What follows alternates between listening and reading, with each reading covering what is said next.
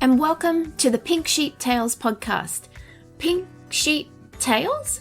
What's this all about, I hear you ask? Well, the name is based on the old saying, black sheep of the family, and tales, T-A-L-E-S, is a play on words because we'll be hearing people's life stories.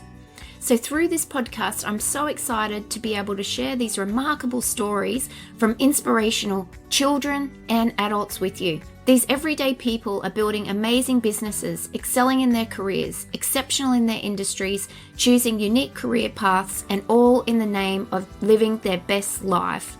My goal is to encourage listeners to follow their passions and be inspired by our pink sheep who have and are doing just that. So let's do it. Let's open the gate and hear this week's Pink Sheep Tale.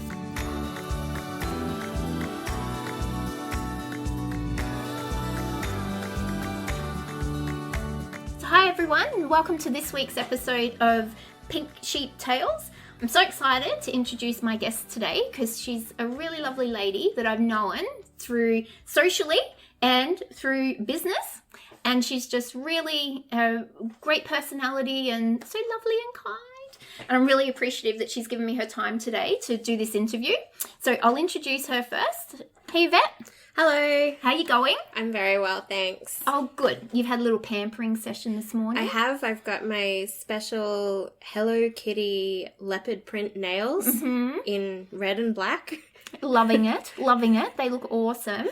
I've asked you to be my guest today because you're in a very unique industry. You're in a male-dominated industry. Yeah. And your official title is Senior Signaling Engineer. Yeah.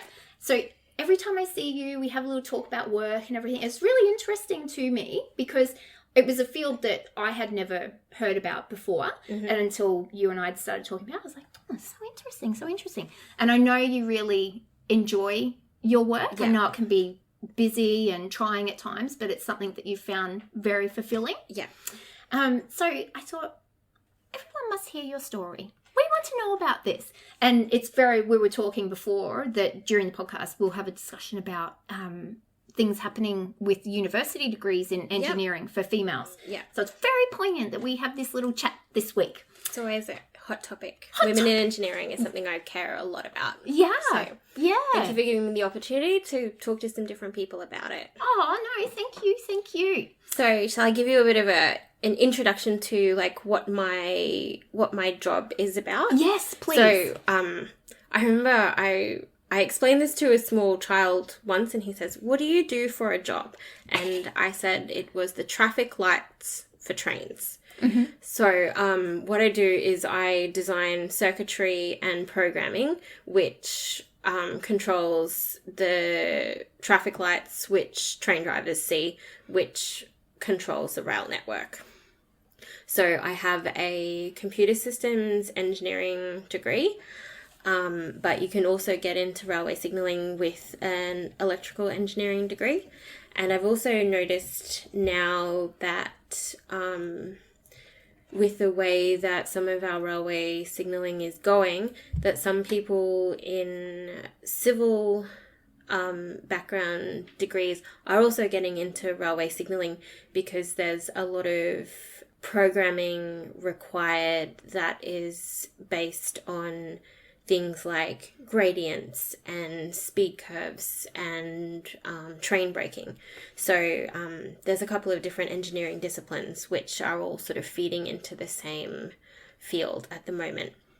Okay. So how long have you been in that role?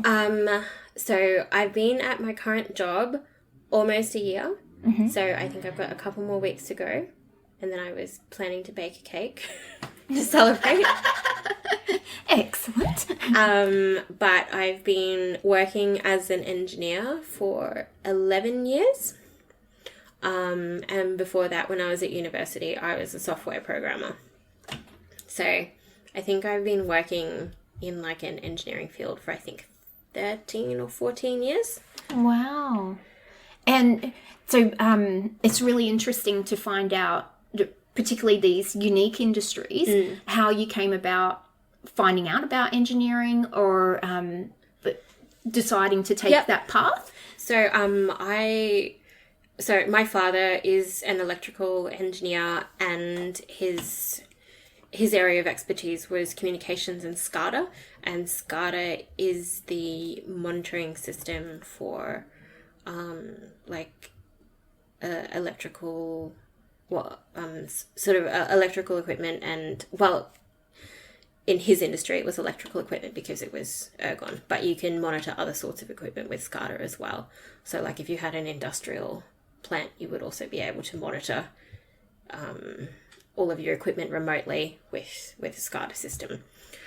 But at high school, I did IT and science subjects. Did you find you naturally gravitated to those? Well, I found that they were easy and I found them satisfying, but that's not to say that I didn't enjoy other things as well. Like I was heavily involved in music and I danced and I did drama, but I guess I sort of found it probably more satisfying than most people to do calculus. So maybe that does mean that I gravitated towards it. Because do most people hate maths? Maybe the fact that I didn't hate maths probably means I gravitated towards it. Yes, and it could like, be. I really like integrating. Maybe that does mean that I... Well, I think whatever you succeed at, you love. Yeah. And I think it might be a typical, kids hate maths. Yeah. You know? So, yeah. Probably wasn't mine. So, yeah. So, I enjoyed the subjects that I studied. And so I ended up in an engineering degree, probably because my father knew what it entailed and kind of had a feeling that I would succeed in it because of the kind of person that I was or the kind of aptitude that I had. Mm-hmm. And so I studied at James Cook University, which was in my hometown in Townsville. And as I might have mentioned before, I did a computer systems engineering degree, which is a little bit different to like your sort of traditional fields, which are probably like civil engineering, electrical, mechanical, and chemical. So computer systems is a little bit like a mix between software programming and electrical hardware. So I didn't have much of an interest in power generation, but I was more interested in software programming. So this degree suited me quite well. So did you find in high school and university, were you one of few females? Yeah, so we had quite a small Maths C class anyway. And so there were maybe like 13 or 15 of us. And then only 3 of us were female. And then again, in our university class, it was quite small again. And almost exactly the same numbers. There were like maybe between 15 and 20 of us, and there were like 3 or 4 girls because one of the girls dropped out in the duration of our course. So I graduated with 2 other women. And was it something, like, were you conscious? Yeah, I remember I was a little bit cheeky about it. I gave my thesis presentation because one of my classmates was doing a dual degree. She didn't graduate that year, so she wasn't giving her presentation that day. I actually said, "Good morning, lady and gentlemen," and you could hear this like murmur of people like, "What is that? What is that? What is she saying?" And they made a point of the fact that there was only one woman in the room, so there were no women lecturers for our thesis presentation, and there was one other woman in my class because the other one was doing a dual degree and wasn't presenting that day. And I remember being a bit cheeky about it by saying that. Yeah. But had you spoken to her about, there's only 2 of us? Not really, because I think at that point, I was still in the kind of mindset that feminists were overreacting. Because I hadn't personally experienced any any gender-based discrimination. And I'm just like, oh my god, people are overreacting. Why would anyone think that because you have a vagina you couldn't do maths? Like, it was just so absurd to me that people would actually think that I didn't think it was a big deal. So I was treating it like a joke, the fact that there wasn't anyone else here. So we didn't think it was a massive deal, the fact, and because our classmates were actually really nice guys, they weren't awful to us. They didn't like play pranks on us or like, and we were never like excluded from anything on the basis of gender. So it wasn't something it just wasn't across. Yeah, and it wasn't a big deal, but also we're also quite stressed, and I think getting our assignments done was probably more of a worry than how many legs people's chromosomes had in our graduating class. But when we did enter in our first year, they did make a nice effort of like getting us all together, all of the women in the first year cohort across all of the disciplines, all of the engineering disciplines, and they spoke with us and they fed us pizza and they offered us like support and stuff, which was sort of nice. So what did they say to you? Congratulations on making a good choice. Let us know if you have any problems. We're here to help. And there should be no reason why anyone like picks on you. And it wasn't just like, but it never was anything sensible. Like, don't wear an underwire bra on site when you're doing a high voltage power changeover, because that is actually something useful, which no one had ever told me before that, which is actually really concerning. So just on a random tangent. Yes, tell me all about it. So there's a concept where if you're doing like a high voltage switching for a very large transformer and it's maybe a bit dusty and it's a bit humid and you're very unlucky, you might end up having something called an arc flash, which is basically a giant explosion where the air is ionized. Your skin is going to melt. It's a giant explosion. It's horrible. Basically, any metal that you have on your body is now going to be part of your skin. So the clothing that you're issued on site in places where you're doing stuff like this doesn't have any metal in it. And people would then assume that you wouldn't have any other metal on you. But if you're a woman wearing a bra, there's going to be extra metal on you. And maybe your supervisor wouldn't actually tell you that that's something that you need to be aware of. But I have seen actually a couple of articles since I have no longer been working in a mine where I would be exposed to that have said it. So maybe it's more commonplace now. Yeah. But it's just like, that's just not something that people widely know, because it's a pretty niche thing already, technically. And then it's an extra niche thing that women who work in that niche thing would then need to know. Yeah. That's just another... It's just another weird thing. Yeah, I never would have thought that. And like now. So you'd have to be fairly unlucky to have that happen to you, and then also be a woman wearing an underwire bra at the same time. So... But it's something. But I mean, it's also to consider. Absolutely. Yes. Oh gosh. So, how did you come to? Did you just rationally go, hello? Yeah, I think I was at a course about some sort of electrical protection stuff. And I'm like, oh, so if you can't have coins in your pockets, I guess that means you shouldn't have any other metal on your body either, like bras. What did the instructor say? I think I just said this in my head. Oh.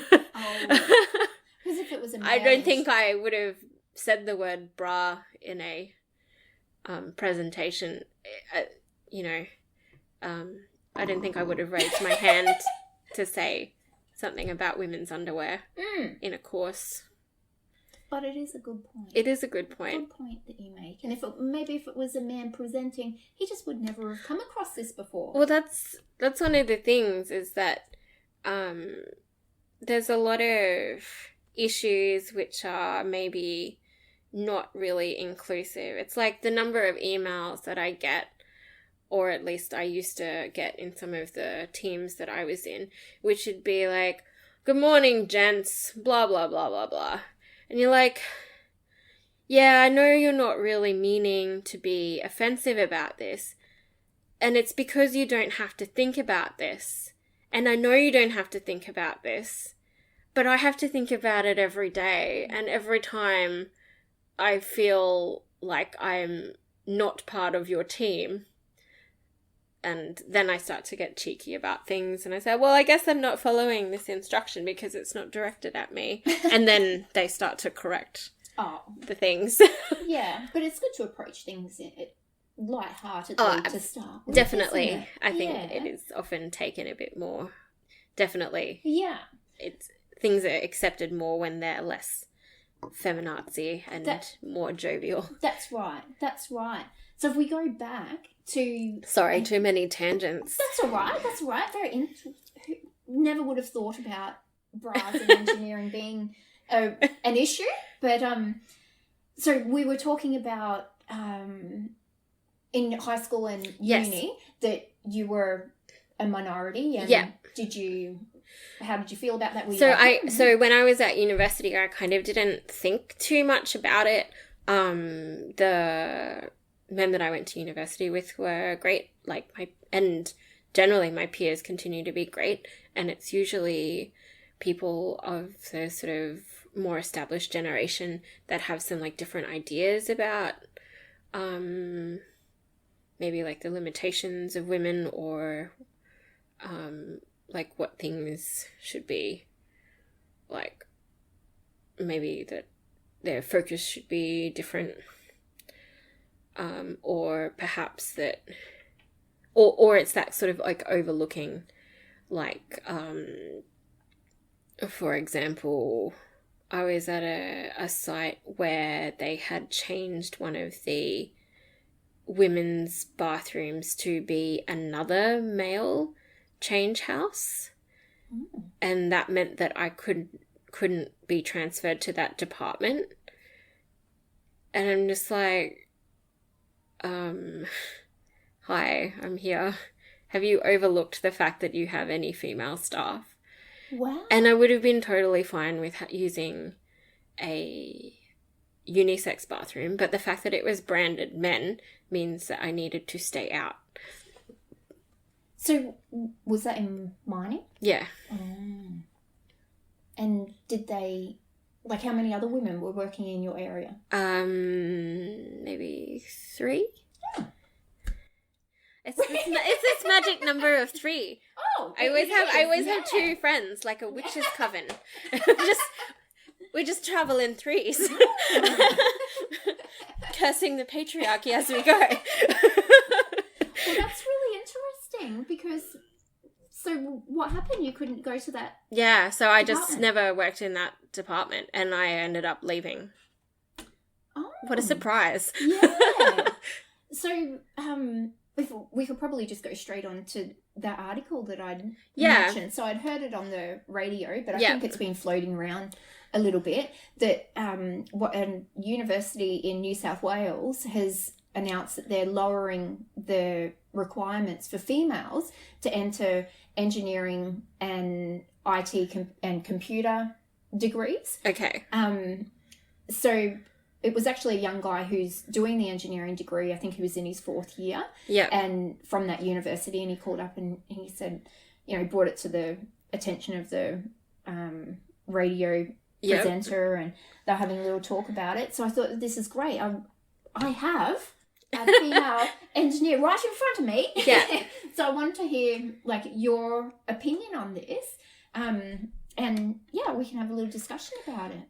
So, I think that some of the reasons that they give people extra, now I can't remember the name of the acronym that they use in New South Wales, but they give people extra points under extenuating circumstances to boost their scores for university entrance under certain circumstances to do with illness or what do they call it, like social disadvantages, for example, like homelessness or socioeconomic misfortunes and things like that, which really does make sense, because there would definitely be a correlation between your academic performance or your decline in academic performance, and if you had an illness, compared to what your potential would have been if you had performed and you had not had that illness. Mm-hmm.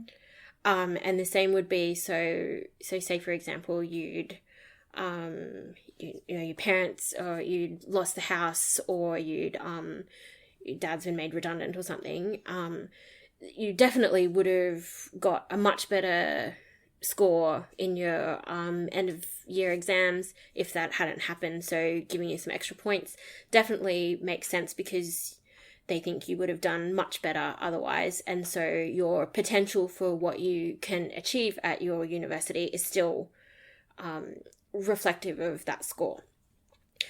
I'm a bit skeptical about what this university thinks is across the board the discrimination or the disadvantage in the marking that is happening to these girls and women at high school that is equivalent to that kind of misfortune. So is it that they are not performing well enough in their exams because they are discriminated against in their classrooms? Are they, is society oppressing them to the extent that they can't get into university? And I question whether that is actually the case, because if you look at the entrance population for something like medicine, it's actually almost equal gender-based. So I get the impression that it's not actually that women are not academically performing sufficiently enough to apply for engineering positions at university. It could just be that they don't want to. So I think perhaps that they are fixing the wrong problem. And I have concerns when affirmative action strategies don't work. So some of the repercussions of this could be that any women who do actually get into this course will either be ostracized by their peers, by their male peers, and they'll either be assumed to be less capable, even if they actually did meet the general requirements. Or, on the other case, they may actually have gotten... So there may be like a handful of people who were actually on the cusp of not getting in. And I worry about that, because engineering is quite a demanding degree, and about it, at least in my entrance or in my cohort, about a third of people dropped out anyway. So what will probably happen is that the lowest scoring people often are the ones who dropped out. So you'll just end up with more women dropping out of engineering, which, I mean, might look good statistically, but is not actually going to produce more women engineers. Yeah. So I was having a chat with Joe, who edits my podcast, just before we had a little catch up at the dessert festival. Oh, yum. And we were chatting about it, and so we were saying that maybe, is there a lineup of women who are bashing down the uni's door, saying we want to be in this degree, but we don't make the cut, or are they just going, oh, we need to balance out the male-female ratio here. And Joe made a good point that it's maybe the wrong issue that they're addressing. It should be why women who are capable of doing these degrees, not necessarily just these, but looking at all degrees, and why the women who are capable are not getting into them. So in undergraduate enrollments in Australia, you actually have more women enrolling than men for a start. So women are actually quite enthusiastic about higher education. So you've already got this captive audience of people who are willing to learn, and there's an opportunity to funnel them in. And it appears in the sort of statistics that there's actually a very high number of women in the health education sector, which is a science-based sector. So is it that women who are perhaps not exceptional at science, but who are interested in science, are being funneled into, say, nursing degrees or education degrees, instead of perhaps the men who are interested in science but perhaps not exceptional, people just giving them a slap on the back and saying, don't worry, buddy, you'll get there. You're just a bit of hard work. And becoming sort of average to mediocre engineers. Whereas the women who do engineering tend to be on the higher end because it is a challenge to be a woman in a field where you're not the majority. Perhaps it's not worth all of the trouble if you're not going to be a superstar. Well, Joe was making a good point too, and how you were saying that maybe they're funneled into nursing and instead of the engineering. Yeah. It's are the women who are capable going, and women are just naturally nurturing. Yes. That's just how women are. Yes. And so are men. But, it does seem that men and women have different interests. Well, so that's another question. Is it actually a problem that there are no women in engineering? And so if you look at something like the concept of wage gap, if you remove things like the kind of like victim blamey style parts of wage gap, which are women keep taking career breaks to have children and they don't have enough super because of their uteruses and that sort of rhetoric, that are things to do with wage gap and lower earnings, that our society doesn't value careers that involve caring and nurturing enough. Is that actually the problem? Maybe engineering is actually awful and maybe clever women don't want to do it. Like, I don't know if that is actually the question. Yeah, but I think it's just different interests. Like, everyone has different interests. And it's more if someone's tossing up, I could do this degree or I could do that degree, then it's what are their prospective jobs in the future? So, like, the reason that from an employee point of view or like an industry point of view, people value diversity because you like to get lots of people's opinions, and the more balanced things are, the sort of nicer environments are. So it is valuable for engineering to have women, but is it valuable for women to be in engineering is a different question. That's right. And especially if it's not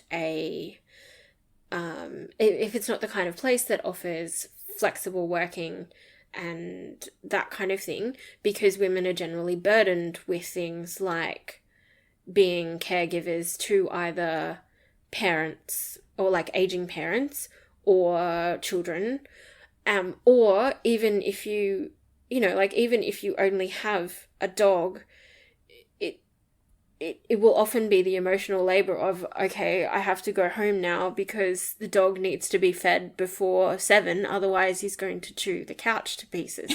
Like, even if you have, it's still somebody is going to be bearing more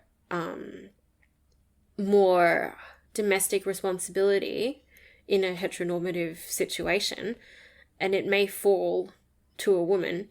And maybe some careers are not set up that way. Yeah. Well, one thing when I heard it, I thought, well, how would I feel if I was a man or a male wanting to get into that course, and you did qualify to get into it? Yeah. Like that would be pretty disheartening. Yeah. And then, like, where does this end? Imagine if it went to medicine. I want the smartest person. I don't care what gender they are. But if I go to the doctor, I want to know. It's about determining person. Like somebody's potential. So if you were doing that thing where they're giving people extra points because they've had special consideration, then it may not be so bad. So like if you're worried about, if we talk about like your parents have been made redundant situation, it's not concerning to have somebody who has experienced hardship but got through it enter into that course, because despite not having the privilege of having a normal upbringing and having money and going to a private school, they've still done okay, and the university has recognised that they still have the potential to be able to do the course. So, like, pragmatically, you would probably be able to argue that if this person can actually get through the course, then they are just as qualified as anyone else. And it's the way of like understanding people's privilege and how that translates to their value and skills. So like, have you ever seen that YouTube clip of the people doing the running race, and they say, okay, everybody's at the starting line, and they say, okay, everybody who has, everybody who's got like 2 parents, step forward. Everybody who's finished high school, step forward. And so like, do you want a fast runner, or do you want someone who started close to the finish line? And it kind of depends like what you're trying to reward in your society. Yeah.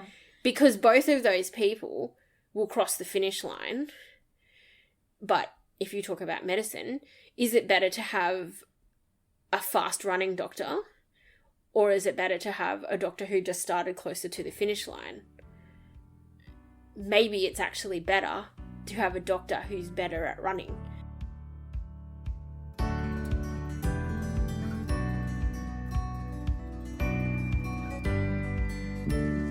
Thank you for listening, and I hope you really enjoyed this week's tale. Let me now invite you to pop over to our Facebook group called Pink Sheep Tales Podcast, and there you can stay up to date with all the exciting news from our pink sheep. You can also find myself at OCD, Organising, Cleaning and Decluttering Specialists on Facebook or on my website ocdpro.com.au. Well, I'll catch you back here next week. Until then, enjoy yourself.